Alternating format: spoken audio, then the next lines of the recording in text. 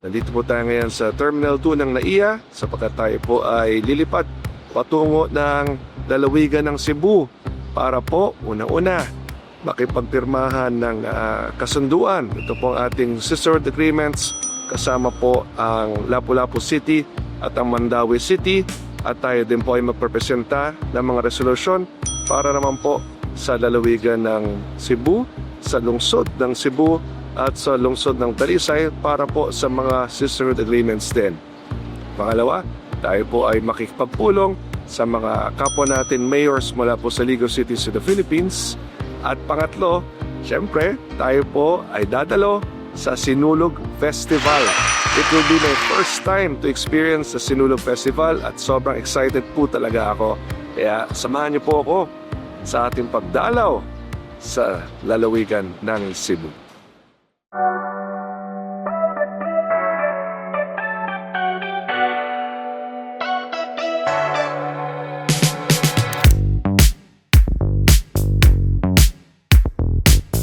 Touchdown, Mactan Airport, dito po sa Cebu.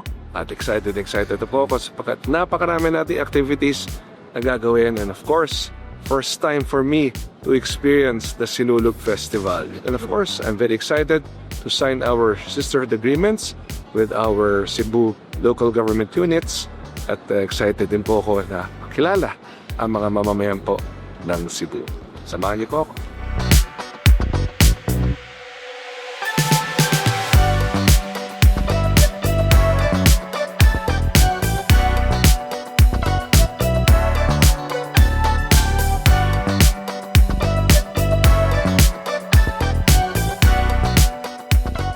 I've always believed that collaboration is essential.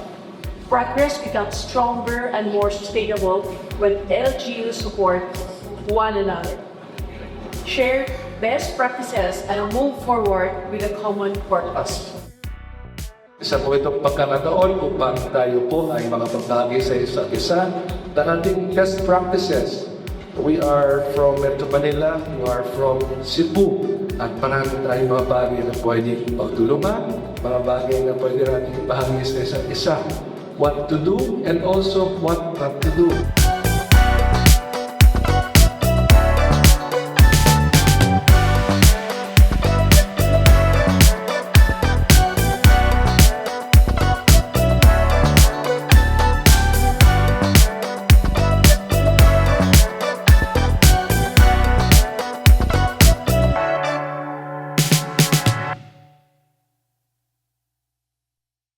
Day 2 na po ng ating pagdalaw dito po sa lalawigan ng Cebu at alas 4 ng umaga tayo po ngayon ay babiyahe patungo po sa starting point ng Fluvial Parade.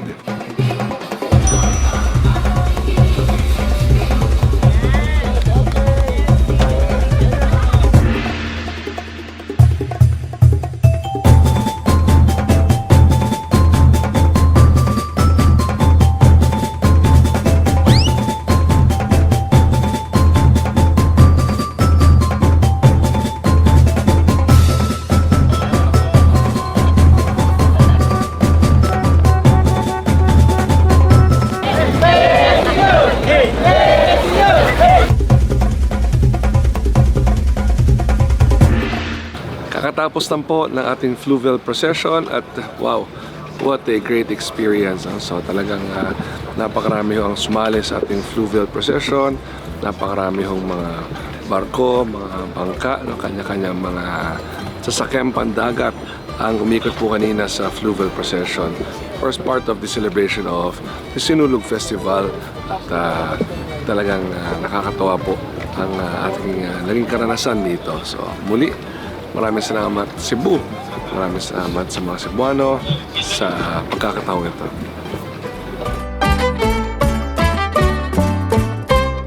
Nandito na po tayo sa simula ng prosesyon in celebration of the Feast of Santo Niño.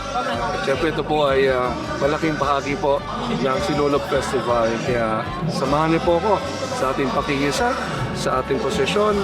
Viva Pizzaño!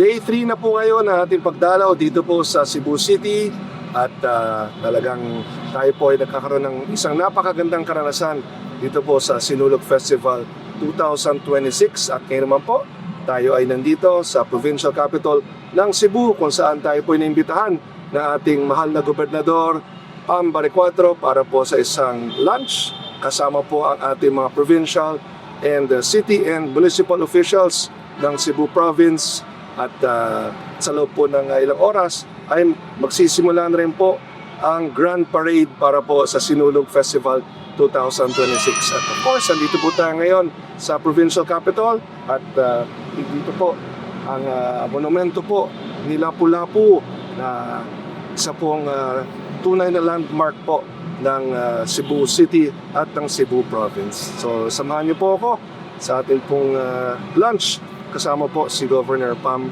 Baricuatro at ang ating mga provincial, city at municipal officials.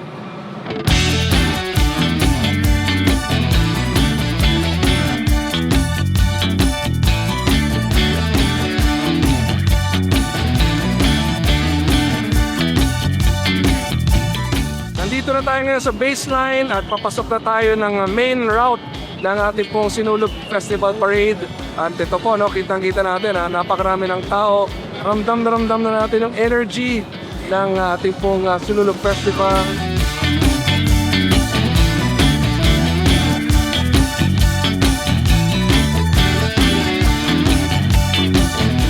Oh, Amanda, meron kang supporter dito sa Cebu. Si Ate Chloe, nanonood sa'yo dati sa PBB. Hi, Amanda!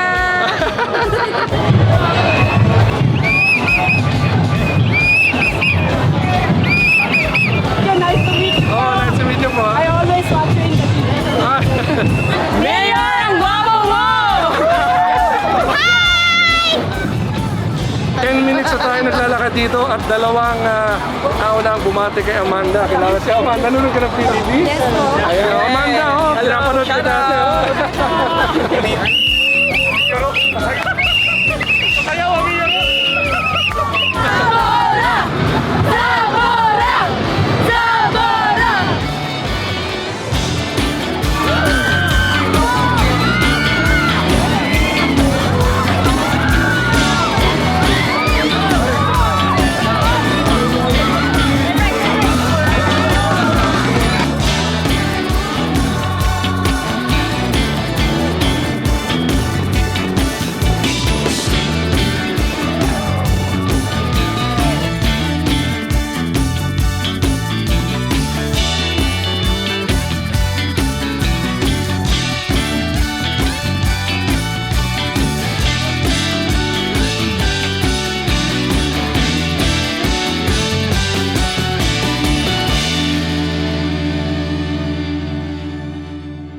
So sobrang nag-enjoy po ako at talagang napakagaling po ng mga presentation po nila at nakakatuwa po na makita na talagang todo effort ng lahat po ng participants. Muli sa inyo po lahat, maraming salamat sa pag-imbita dito po sa ating Grand Parade Day 3 po ng ating pagdalaw dito po sa Sinulog Festival sa Cebu City, sa lalawigan ng Cebu.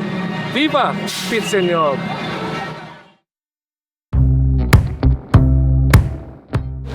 Day 4 natin dito sa Cebu at napakarami na ho nating nagawa nitong unang 3 araw ng ating pagdalaw po dito sa kanilang napakagandang lalawigan. At ngayon naman po ay dadalawin natin ang isang sandbar na sabi sa akin ng mga minamahal nating Cebuano ay talagang isang napakagandang lugar.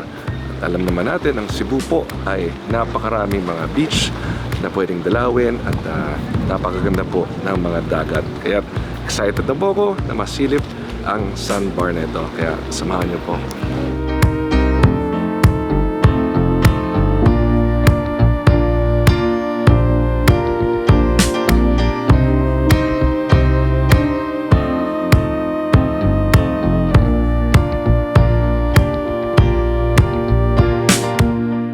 Dito na tayo ngayon sa Middle Pass. Ito ay isang sandbar sa gitna po ng lalawigan ng Cebu at lalawigan ng Bohol. At kita nyo, no? Meron tayong buhangin ngayon na lumilitaw. Pero pataas ng tubig, kaya unti-unti na itong mawawala sa loob ng ilang oras.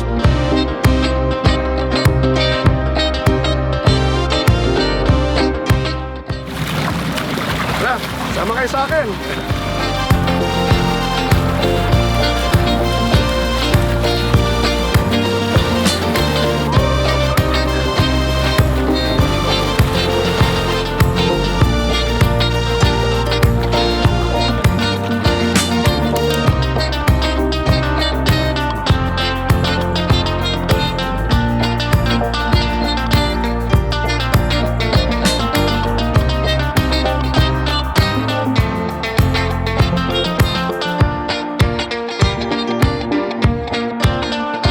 Nandito po tayo ngayon muli sa Mactan Airport sa Cebu at pabalik na po tayo ng Manila. 4 na araw po tayo nanatili rito at sobrang nag-enjoy po tayo. Tayo po'y pumirma ng mga sister agreements at tayo po'y nakiisa sa Sinulog Festival at nais ko magpasalamat sa lahat ng mga Cebuano sa inyo pong napakinit na pagtanggap sa atin, lalong-lalo na po sa mga lugar na dinalaw po natin at syempre sa naging napakagandang karanasan natin sa Sinulog Festival 2026. Muli, maraming salamat po sa inyo at magkita po tayo sa susunod po natin pagdalaw dito sa Cebu.